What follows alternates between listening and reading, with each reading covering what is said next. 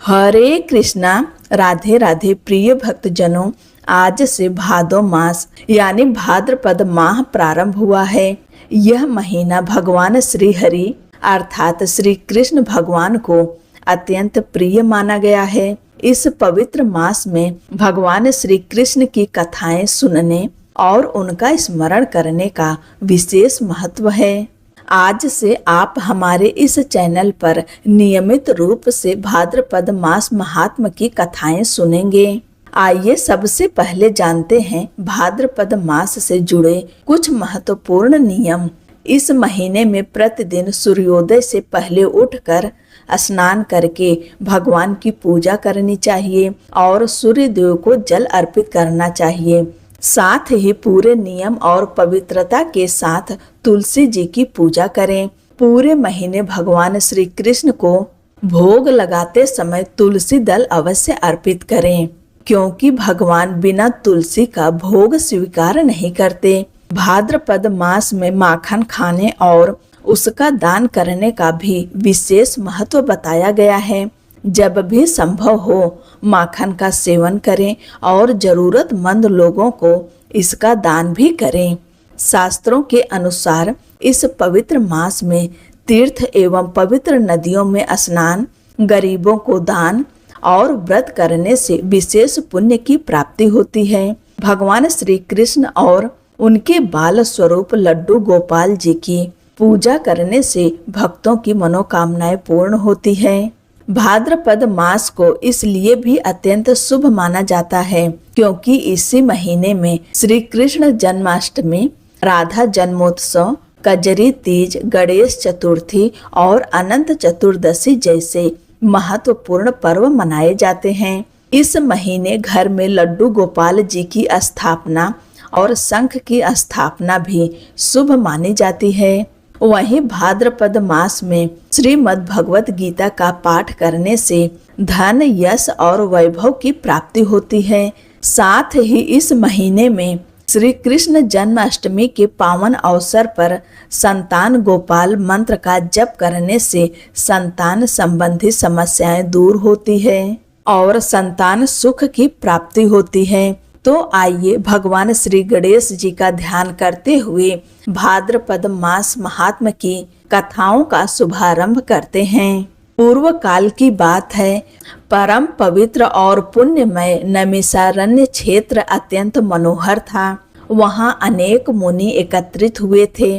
तरह तरह के पुष्पों से वह स्थान सुशोभित था। पीपल, पारिजात, चंदन, अगर, गुलाब और चंपा जैसे अनेक वृक्ष उसकी शोभा बढ़ा रहे थे। विभिन्न प्रकार के पक्षी, मृगों के झुंड, पवित्र जलाशय और बावलियां उस वन को और भी सुंदर बना रही थी। वहां ब्राह्मण, क्षत्रिय, वैश्य, शूद्र तथा अन्य वर्गों के लोग भी उपस्थित थे। ब्रह्मचारी, सन्यासी सभी वहां एकत्रित थे। झुंड की झुंड गौएं भी वन की शोभा बढ़ा रही थी। नैमिषारण्य में मुनियों का 12 वर्षीय यज्ञ आरंभ हुआ था, जो 12 वर्षों तक चलने वाला था। जौ, गेहूं, चना, उड़द, मूंग और तिल जैसे पवित्र अन्नों से यज्ञ मंडप सुशोभित था। हवन कुंड में अग्निदेव प्रज्वलित थे और निरंतर आहुतियां दी जा रही थी। इस महायज्ञ में सम्मिलित होने के लिए दूर दूर से अनेक मुनि और ब्राह्मण आए। स्थानीय महर्षियों ने सभी का यथा योग्य सत्कार किया। जब ऋत्विजों सहित सभी लोग आराम से बैठ गए, तभी परम बुद्धिमान महर्षि सूत जी वहां पधारे। उन्हें देखकर सभी मुनियों को अत्यंत प्रसन्नता हुई। उन्होंने आदर पूर्वक उनका स्वागत किया और श्रेष्ठ आसन पर विराजमान कराया। वार्तालाप के अंत में सभी मुनियों ने हाथ जोड़कर व्यास शिष्य सूत जी से पूछा, हे लोमहर्षण जी, राजा पृथु के जन्म की कथा हमें विस्तार पूर्वक सुनाइए। उन महात्मा ने इस पृथ्वी का किस प्रकार दोहन किया था, यह जानने की हमारी बड़ी इच्छा है। तब सूत जी बोले, हे द्विज श्रेष्ठों, मैं वेन कुमार पृथु की कथा विस्तार पूर्वक सुनाता हूँ। आप सभी एकाग्रचित होकर सुने। यह अत्यंत पवित्र, यश और आयु बढ़ाने वाला तथा वेदों के समान माननीय गूढ़ रहस्य है। ऋषियों ने जैसा कहा मैं उसी प्रकार आपको सुना रहा हूँ। जो प्रतिदिन ब्राह्मणों को प्रणाम करके वेन कुमार पृथु के चरित्र का विस्तार पूर्वक कीर्तन करता है, उसे अपने कर्मों को लेकर कभी पछतावा नहीं होता। पूर्व काल में अत्रि कुल में उत्पन्न प्रजापति अंग बड़े धर्मात्मा और धर्म के रक्षक थे। वे अत्रि के समान ही तेजस्वी थे। उनका पुत्र वेन था, जो धर्म के तत्व को बिल्कुल नहीं समझता था। उसका जन्म मृत्यु की कन्या सुनीता के गर्भ से हुआ था। अपने नाना के स्वभाव दोष के कारण वह धर्म को छोड़कर काम और लोभ में प्रवृत्त हो गया। उसने धर्म की मर्यादा भंग कर दी और वैदिक नियमों का उल्लंघन करते हुए अधर्म के मार्ग पर चल पड़ा। विनाश का समय निकट आने पर उसने क्रूर प्रतिज्ञा कर ली कि वह किसी को भी यज्ञ और हवन नहीं करने देगा। वह कहने लगा, यज्ञ करने योग्य, यज्ञ करने वाला और स्वयं यज्ञ भी मैं ही हूँ। इसलिए मेरे लिए ही यज्ञ किया जाए और मेरे ही उद्देश्य से हवन होना चाहिए। वेन की ये बात सुनकर मरीचि आदि महर्षियों ने उसे समझाया, हे वेन, हम अनेक वर्षों के लिए यज्ञ की दीक्षा लेने वाले हैं। तुम अधर्म का आचरण मत करो। यज्ञ आदि कार्य सनातन धर्म का अंग है। लेकिन महर्षियों की बात सुनकर खोटी बुद्धि वाला वेन हंसने लगा और बोला, अरे मेरे सिवा दूसरा कौन धर्म का सृष्टा है? मैं किसकी बात सुनूं? विद्या, पराक्रम, तपस्या और सत्य में मेरी समानता करने वाला इस पृथ्वी पर कौन है? मैं ही संपूर्ण प्राणियों और विशेष रूप से सभी धर्मों की उत्पत्ति का कारण हूँ। तुम लोग मूर्ख हो, इसलिए मुझे नहीं जानते। यदि मैं चाहूँ तो इस पृथ्वी को भस्म कर दूं, जल में बहा दूं अथवा भूलोक और दूसरे लोकों को भी नष्ट कर दूं। जब महर्षिगण वेन को उसके मोह और अहंकार से नहीं हटा सके, तब उन्हें बहुत क्रोध आया। उन्होंने महाबली वेन को पकड़कर बांध लिया। इसके बाद ऋषियों ने वेन की बाईं जंघा का मंथन किया। उससे काले रंग का एक नाटा पुरुष उत्पन्न हुआ। वह भयभीत होकर हाथ जोड़कर खड़ा हो गया। उसे व्याकुल देखकर ऋषि अत्रि ने कहा, निषेध अर्थात बैठ जाओ। इसी कारण वह निषाद वंश का प्रवर्तक बना और वेन के पापों से उत्पन्न दोषों को अपने भीतर धारण करने लगा। इसके बाद महात्माओं ने आरड़ी की भांति वेन की दाहिनी भुजा का मंथन किया। उससे अग्नि के समान तेजस्वी राजा पृथु प्रकट हुए। वे भयानक टंकार करने वाले आज गौ नामक धनुष, दिव्य बाण और रक्षा के लिए कवच धारण किए हुए थे। उनके प्रकट होते ही सभी प्राणी संपन्न हो गए और चारों ओर से वहां एकत्रित होने लगे। महात्मा पृथु जैसे सुपुत्र के जन्म लेने से वेन को पम नामक नरक से मुक्ति मिली। राजा पृथु के अभिषेक के लिए समुद्र और सभी नदियां स्वयं रत्न और पवित्र जल लेकर उपस्थित हुईं। आंगिरस देवताओं, भगवान ब्रह्मा जी तथा समस्त चराचर प्राणियों ने वहां आकर राजा पृथु का राज्याभिषेक किया। महाराज पृथु ने अपनी प्रजा का मनोरंजन और पालन किया। उनके पिता वेन ने जहां प्रजा को बहुत दुखी किया था, वहीं पृथु ने सबको प्रसन्न कर दिया। प्रजा का पालन और मनोरंजन करने के कारण ही वे राजा पृथु कहलाए। जब वे समुद्र की यात्रा करते तो समुद्र का जल स्थिर हो जाता, पर्वत उनके लिए मार्ग दे देते और उनके रथ की ध्वजा कभी भंग नहीं होती थी। उनके राज्य में पृथ्वी बिना जोते बोए ही अन्न उत्पन्न करती थी।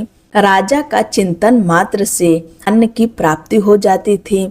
सभी गांवें कामधेनु के समान हो गई थी और पत्तों के दोनों में भी मधु भरा रहता था। उसी समय पृथु ने पितामह ब्रह्मा जी से संबंधित एक महान यज्ञ किया। उसमें सोमाभिषेक के दिन सूत की उत्पत्ति हुई। उसी महायज्ञ में विद्वान मागध का भी प्रादुर्भाव हुआ। महर्षियों ने दोनों को बुलाकर कहा, तुम लोग महाराज पृथु की स्तुति करो, यह कार्य तुम्हारे योग्य है और महाराज भी इसके पात्र हैं।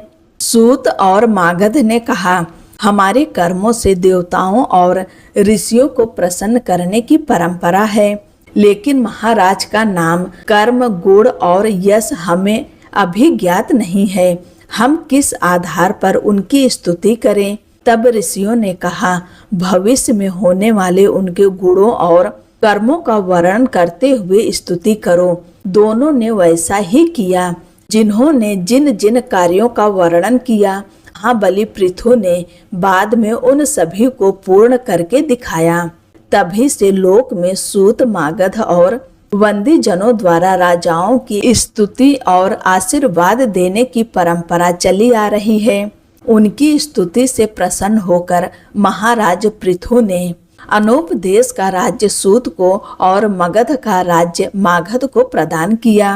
पृथु को देखकर प्रसन्न हुई प्रजा से महर्षियों ने कहा, ये महाराज तुम्हें जीविका प्रदान करने वाले होंगे। यह सुनकर सारी प्रजा राजा पृथु के पास पहुंची और बोली, महाराज आप हमारे लिए जीविका का प्रबंध कीजिए।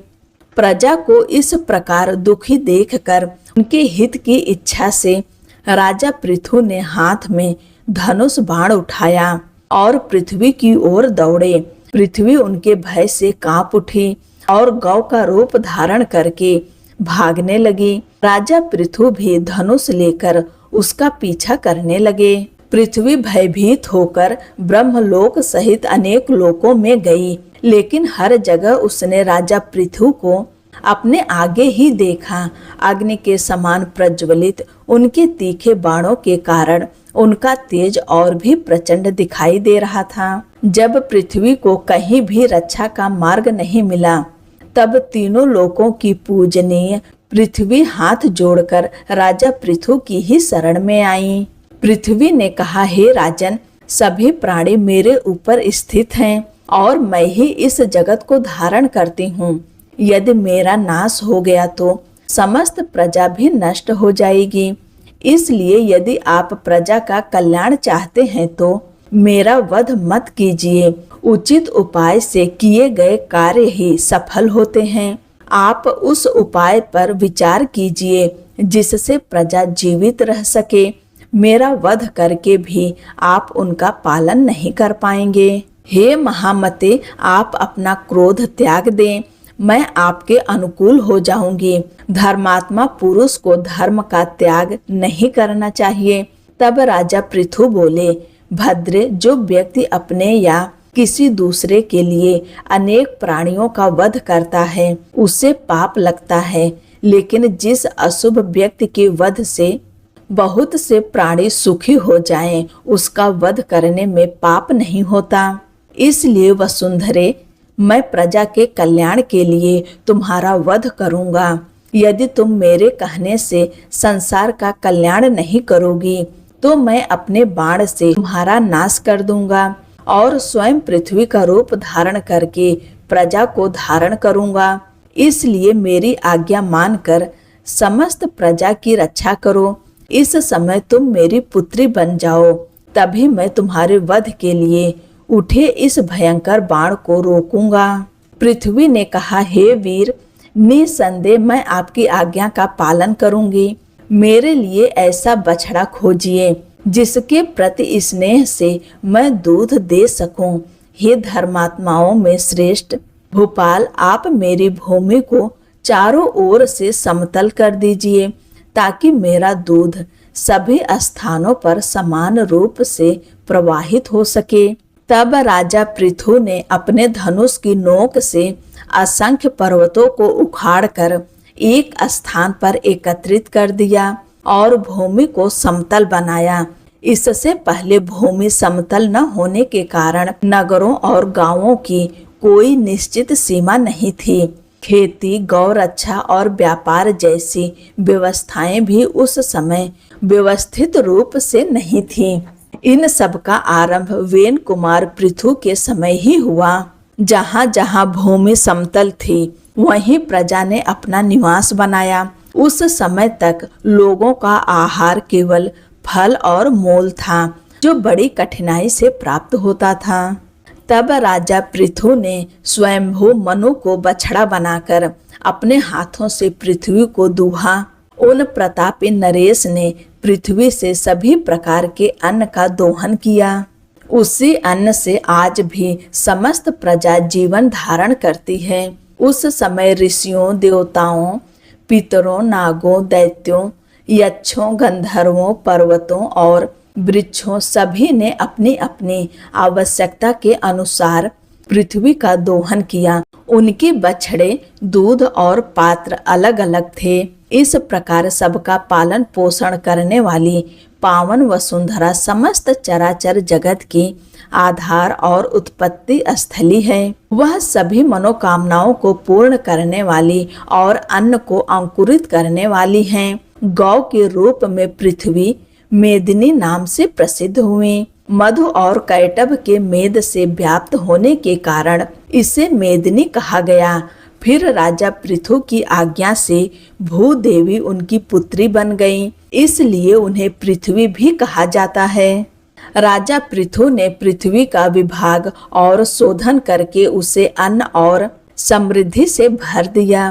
गांव और नगर बसने से पृथ्वी की शोभा और बढ़ गई। यही महाराज पृथु का महान प्रभाव था, इसलिए वे समस्त प्राणियों के लिए पूजनीय और वंदनीय माने गए।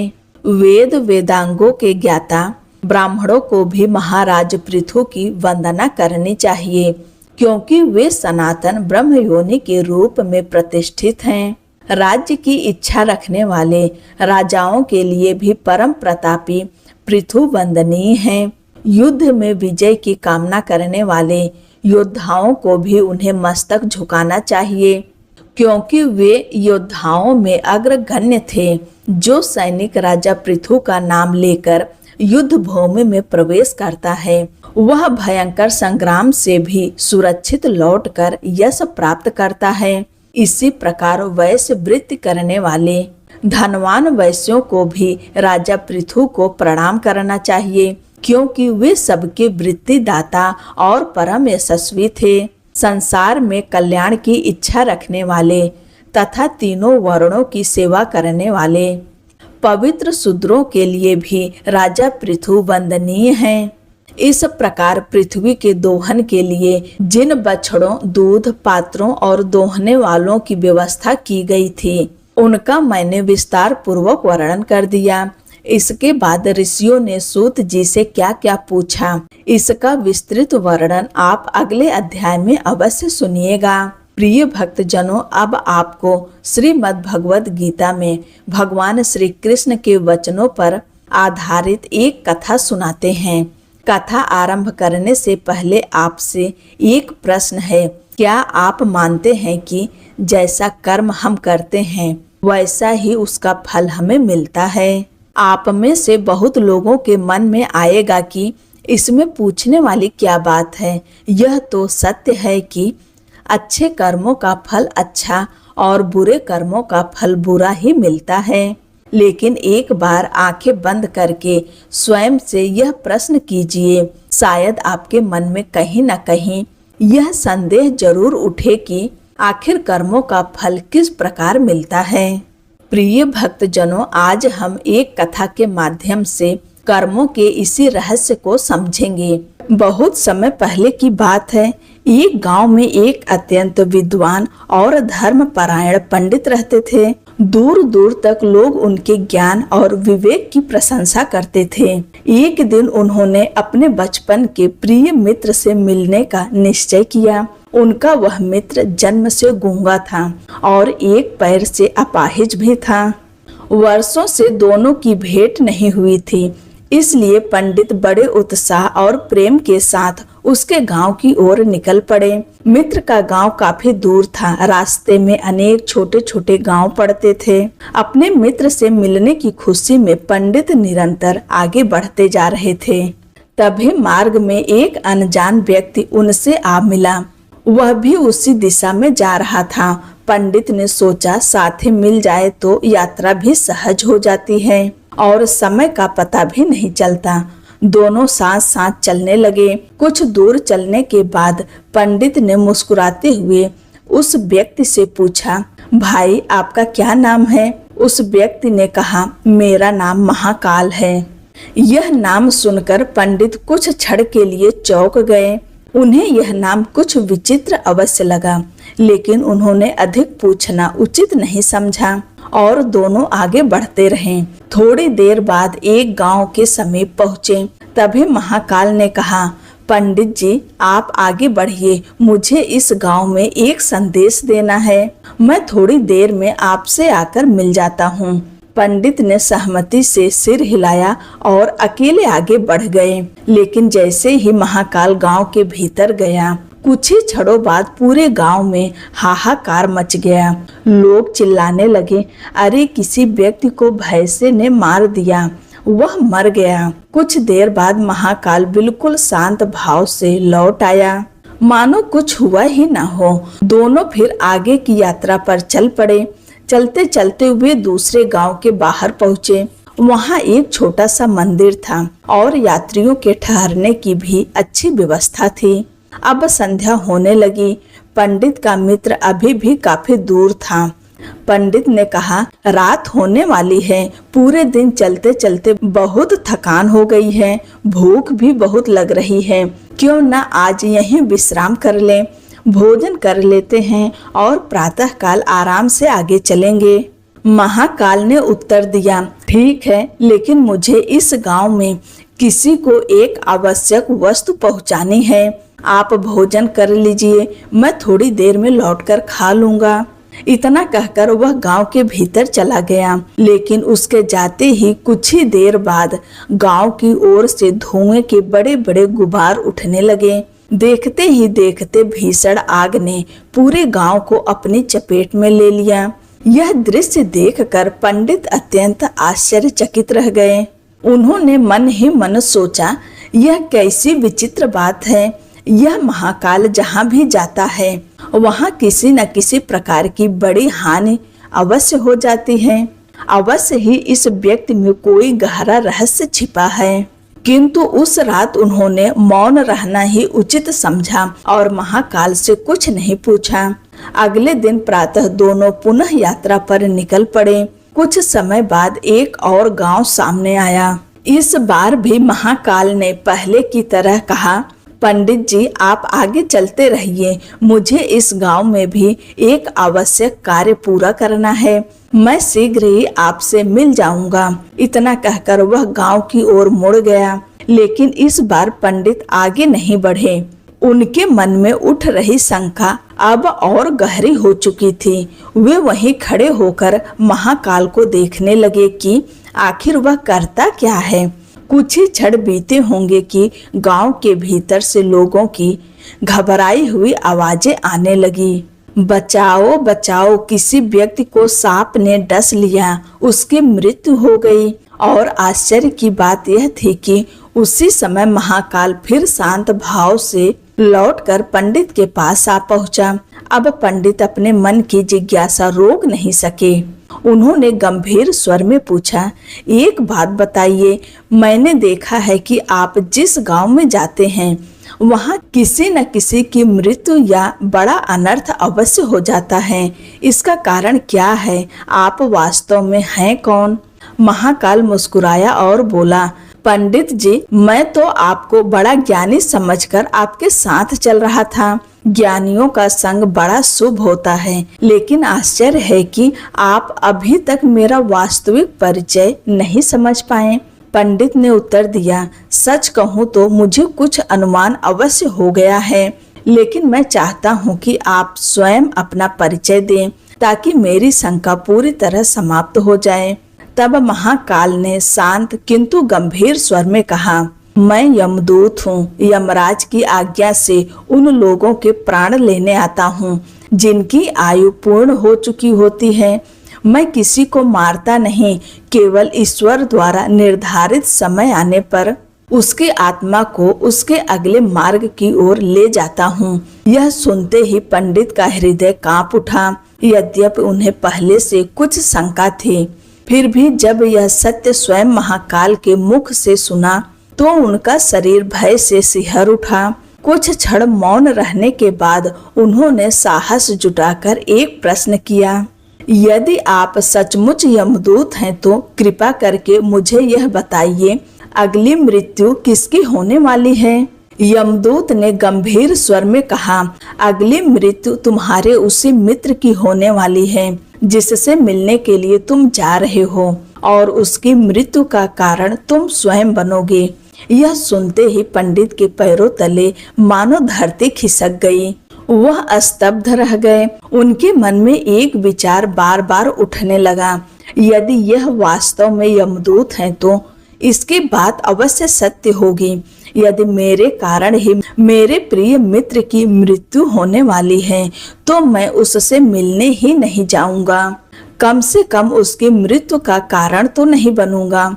पंडित जी अभी यही सोच ही रहा था कि महाकाल मुस्कुराया और बोला, तुम जो सोच रहे हो वह भी मैं जानता हूँ, लेकिन तुम्हारे न जाने से नियति नहीं बदल जाएगी। तुम्हारे मित्र की मृत्यु निश्चित है और वह कुछ ही क्षणों में होने वाली है। महाकाल के मुख से अपने मन की बात सुनकर पंडित के शरीर में सिहरन दौड़ गई। अब उसे पूर्ण विश्वास हो गया कि यह कोई साधारण मनुष्य नहीं बल्कि वास्तव में यमराज का दूत है। अपने मित्र की मृत्यु का कारण बनने के भय से पंडित तुरंत पीछे मुड़ा और अपने गांव लौटने लगा। लेकिन तभी सामने से एक ऐसा दृश्य दिखाई दिया जिससे उसे भीतर तक हिला दिया।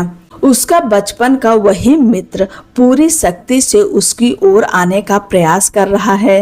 उसके चेहरे पर अपने प्रिय मित्र से मिलने की अपार खुशी थी। वह वर्षों बाद उससे मिलने के लिए अधीर था, किंतु वह जन्म से गूंगा था और एक पैर से अपाहिज भी। वह न तो तेजी से चल सकता था और न ही आवाज देकर पंडित को रोक सकता था। वह केवल पूरी शक्ति लगाकर उसके पीछे पीछे बढ़ता चला आ रहा था। जैसे ही वह किसी प्रकार पंडित के पास पहुंचा, अचानक उसका शरीर कांपा, उसकी सांसें रुक गई और वहीं उसके प्राण निकल गए। यह दृश्य देखकर पंडित अवाक रह गया। उसकी आंखों के सामने उसका सबसे प्रिय मित्र निश्चल पड़ा था। वह समझ ही नहीं पा रहा था कि आखिर यह सब कैसे हो गया। उसने प्रश्न भरी दृष्टि से महाकाल की ओर देखा। महाकाल बिना कुछ पूछे ही उसके मन का प्रश्न समझ गया और बोला, तुम्हारा मित्र पिछले गांव से लगातार तुम्हारे पीछे पीछे चला आ रहा था। वह गूंगा और अपाहिज होने के कारण तुम्हें पुकार नहीं सका। वह अपने सामर्थ्य से कहीं अधिक तेज चलने का प्रयास करता रहा, क्योंकि वह किसी भी प्रकार तुमसे मिलना चाहता था। लेकिन वृद्धावस्था में शरीर पहले जैसा साथ नहीं देता। अत्यधिक परिश्रम के कारण उसे हृदयघात हुआ और उसी से उसकी मृत्यु हो गई। इसलिए उसकी मृत्यु का कारण अप्रत्यक्ष रूप से तुम ही बने। अब पंडित के मन में कोई संदेह शेष नहीं रहा। वह समझ चुका था कि महाकाल वास्तव में यमदूत हैं और संसार में जो कुछ घटित होता है वह ईश्वर की निश्चित व्यवस्था के अनुसार ही होता है। पंडित विद्वान था। वह जानता था कि इस संसार में जिसने जन्म लिया है उसकी मृत्यु भी निश्चित है। इस सत्य को स्वीकार करते हुए उसने स्वयं को संभाल लिया। लेकिन तभी उसके मन में एक और प्रश्न उठा। उसने महाकाल से पूछा, यदि मृत्यु मेरे मित्र की होने वाली थी तो फिर तुम प्रारंभ से ही मेरे साथ क्यों चल रहे थे? महाकाल ने कहा, मैं तो सबके साथ चलता हूँ, हर क्षण हर पल हर व्यक्ति के साथ रहता हूँ। लेकिन लोग मुझे पहचान नहीं पाते, क्योंकि वे अपने सुख दुख, इच्छाओं और समस्याओं में इतने उलझे रहते हैं कि उन्हें अपने आसपास घट रही किसी भी गहरी सच्चाई को देखने का समय ही नहीं मिलता। फिर पंडित ने पूछा, यदि ऐसा है तो क्या तुम मुझे यह भी बता सकते हो कि मेरी मृत्यु कब और कैसे होगी? महाकाल ने कहा, सामान्य मनुष्य को उसकी मृत्यु का समय बताना उचित नहीं होता, क्योंकि वह भय और शोक से भर जाता है। लेकिन तुम ज्ञानी हो, जिस धैर्य से तुमने अपने मित्र की मृत्यु को स्वीकार किया है, उससे प्रतीत होता है कि तुम सत्य को सहन कर सकते हो। इसलिए मैं तुम्हें बता देता हूँ, आज से ठीक 6 महीने बाद इसी तिथि के दिन तुम्हारी मृत्यु एक दूसरे राज्य में फांसी पर चढ़ने से होगी। और सबसे आश्चर्य की बात यह होगी कि उस फांसी को तुम स्वयं प्रसन्नता पूर्वक स्वीकार करोगे। इतना कहकर महाकाल वहां से चला गया। उसका कार्य समाप्त हो चुका था। इधर पंडित ने अपने मित्र का अंतिम संस्कार और सभी आवश्यक कर्म पूरे किए तथा भारी मन से अपने गांव लौट आए। यद्यपि वह महान विद्वान था, फिर भी मृत्यु का समाचार सुनकर उसका मन विचलित हुए बिना नहीं रह सका। आखिर मनुष्य कितना भी ज्ञानी क्यों ना हो, अपनी मृत्यु का विचार उसे एक बार अवश्य हिला देता है। अब उसके मन में केवल एक ही विचार था, क्या इस मृत्यु को टाला जा सकता है? पंडित की ख्याति पूरे राज्य में फैली हुई थी। राजा स्वयं उसका बड़ा सम्मान करता था। उसने सोचा, राजा के पास अनेक बुद्धिमान मंत्री हैं, संभव है कि वे इस संकट का कोई उपाय बता दें। यही सोचकर वह राज दरबार पहुंचा और राजा को आरंभ से अंत तक पूरी घटना सुना दी। राजा स्वयं भी यह रहस्यमयी कथा सुनकर गंभीर हो गया। उसने तुरंत अपने सभी मंत्रियों को बुलाया और उनसे परामर्श मांगा। काफी देर तक विचार विमर्श करने के बाद मंत्रियों ने कहा, यदि यमदूत की बात सत्य है तो पंडित की मृत्यु 6 महीने बाद अवश्य होगी। लेकिन उसने यह भी कहा कि मृत्यु दूसरे राज्य में होगी। यदि पंडित दूसरे राज्य में जाएगा ही नहीं तो मृत्यु कैसे होगी? राजा को यह तर्क उचित लगा। तुरंत निर्णय लिया गया कि अगले 6 महीनों तक पंडित महल में ही रहेगा। उसके रहने, भोजन और सुरक्षा की संपूर्ण व्यवस्था राजमहल में कर दी गई। राजा ने कड़ा आदेश दिया कि उसकी अनुमति के बिना कोई भी व्यक्ति पंडित से नहीं मिलेगा।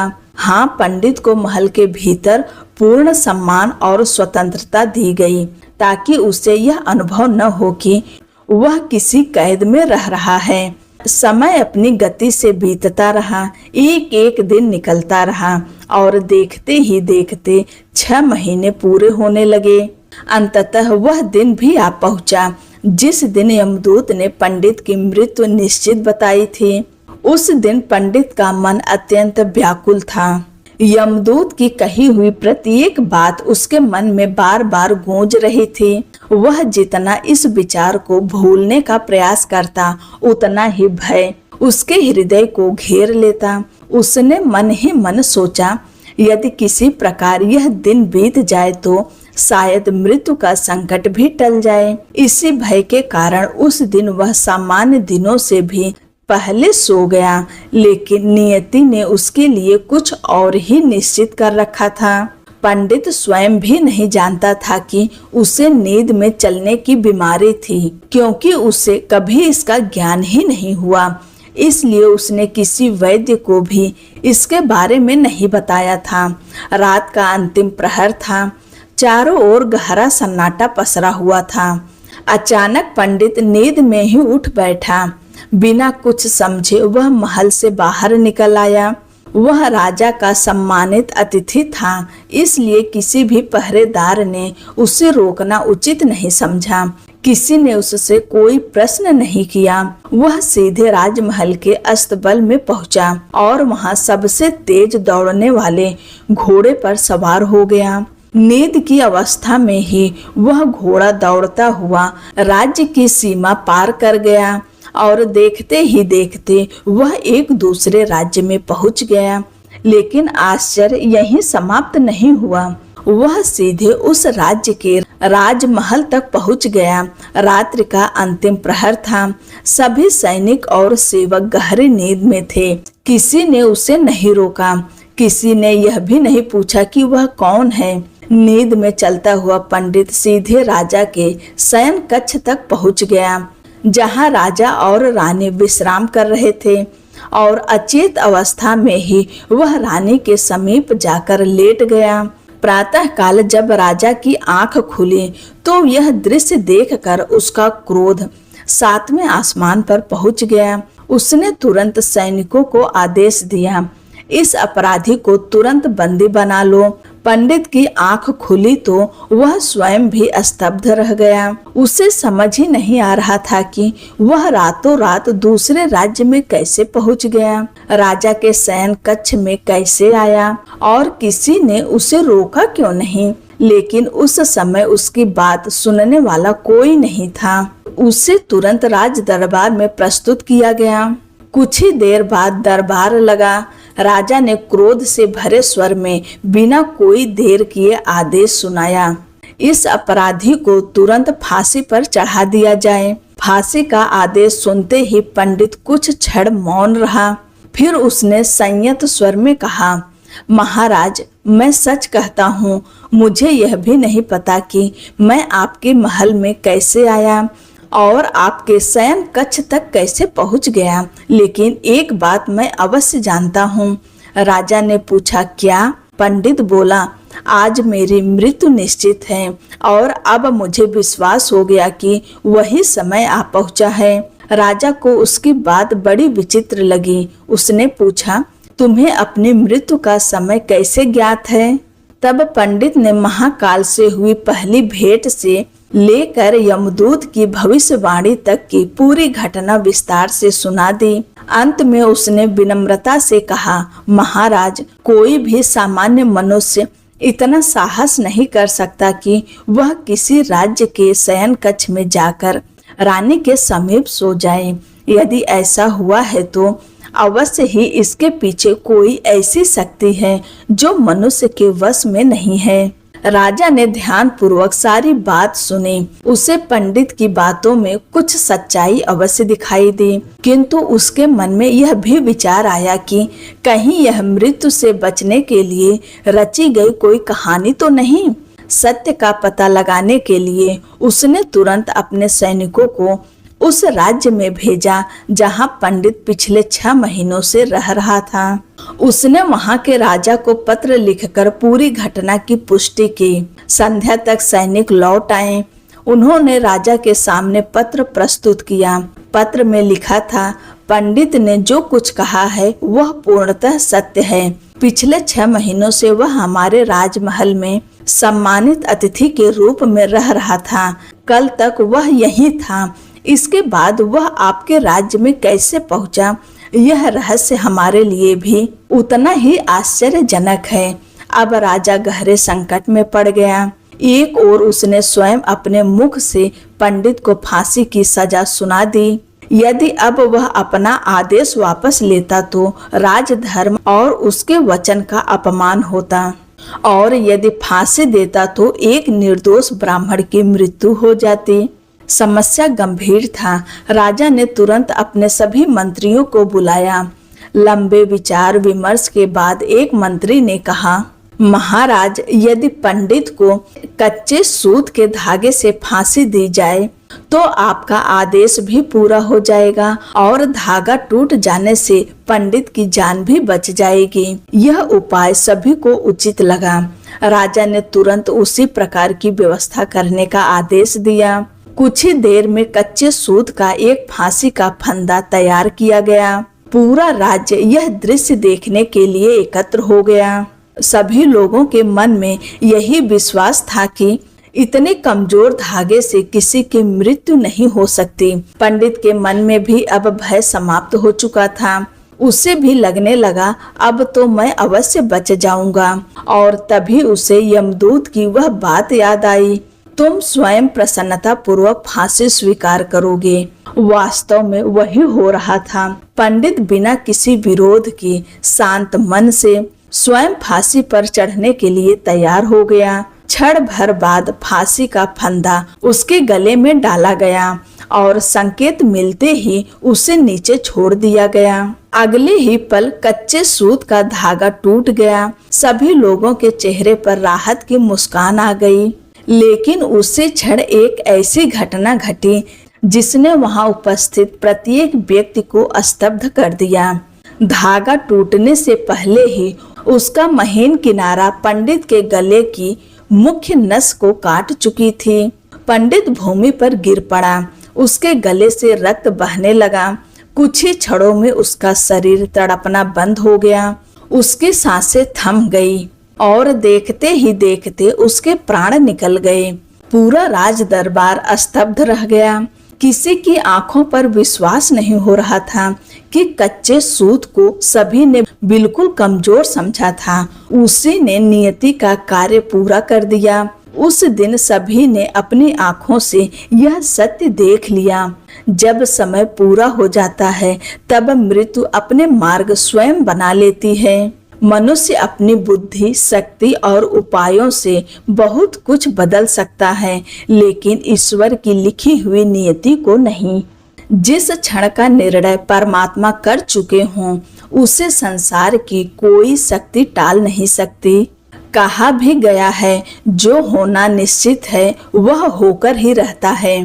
काल पर किसी का अधिकार नहीं चलता। मनुष्य चाहे कितने भी बुद्धि लगा ले, कितने भी उपाय कर ले, कितनी भी सावधानियां बरत ले, लेकिन ईश्वर द्वारा निर्धारित समय और नियति को कोई बदल नहीं सकता। इस सृष्टि में होने वाली प्रत्येक घटना उसी दिव्य विधान के अनुसार घटित होती है, जिसे विधाता ने पहले से ही निश्चित कर रखा है। हम उसमें रत्ती भर भी परिवर्तन नहीं कर सकते। शायद यही कारण है कि भगवान ने मनुष्य को भविष्य देखने की शक्ति नहीं दी। यदि हमें पहले से ही अपने जीवन की हर घटना और हर दुख का ज्ञान हो जाए तो हम वर्तमान को कभी जी ही नहीं पाएंगे। हम हर दिन आने वाले कल के भय में जीते रहेंगे और आज की सुंदरता को खो देंगे। पंडित जी के साथ भी यही हुआ। यदि उन्होंने महाकाल से अपनी मृत्यु का समय न पूछा होता तो वे अगले 6 महीने भय, चिंता और बेचैनी में नहीं बिताते। वे अपने जीवन के उन अंतिम दिनों को भी शांति, सेवा, भक्ति और आनंद के साथ जी सकते थे। लेकिन भविष्य जानने की इच्छा ने उनके वर्तमान का सुख छीन लिया। यही शिक्षा हम सभी के लिए भी है। हमें अपने भविष्य की चिंता में वर्तमान को व्यर्थ नहीं गंवाना चाहिए। हमें अपने परिवार, अपने मित्रों, अपने माता पिता और अपने आसपास रहने वाले प्रत्येक प्राणी के प्रति प्रेम, करुणा और सम्मान का भाव रखना चाहिए। कौन कब तक हमारे साथ रहेगा यह कोई नहीं जानता। इसलिए जब तक यह जीवन है तब तक अपने शब्दों से, अपने व्यवहार से और अपने कर्मों से दूसरों के जीवन में खुशियां बांटते रहें। याद रखिए, मृत्यु जीवन का अंत नहीं बल्कि ईश्वर की ओर लौटने की एक यात्रा है। इसलिए भय में नहीं बल्कि भगवान के नाम, सत्कर्मों और प्रेम के साथ जीवन बिताइए। अंत में एक बार भगवान श्री हरि के श्री चरणों में यही प्रार्थना करते हैं, हे प्रभु, जब तक यह जीवन है तब तक हमें आपके नाम का स्मरण, सेवा का अवसर और सभी जीवों से प्रेम करने की बुद्धि प्रदान करें। और जब अंतिम क्षण आए तब हमारे होठों पर केवल आपका ही पवित्र नाम हो। हरे कृष्ण कृष्ण कृष्ण हरे हरे, हरे राम राम राम हरे हरे। इसी मंगल कामना के साथ आज की कथा यहीं समाप्त होती है। यदि आपको आज का यह महात्म्य और इससे मिली शिक्षा हृदय को स्पर्श कर गई हो तो वीडियो को लाइक अवश्य करें, अपने विचार कमेंट में लिखें और ऐसे ही सनातन धर्म की प्रेरणादायक कथाएं सुनने के लिए हमारे चैनल को सब्सक्राइब करना ना भूलें। जय श्री कृष्ण, राधे राधे।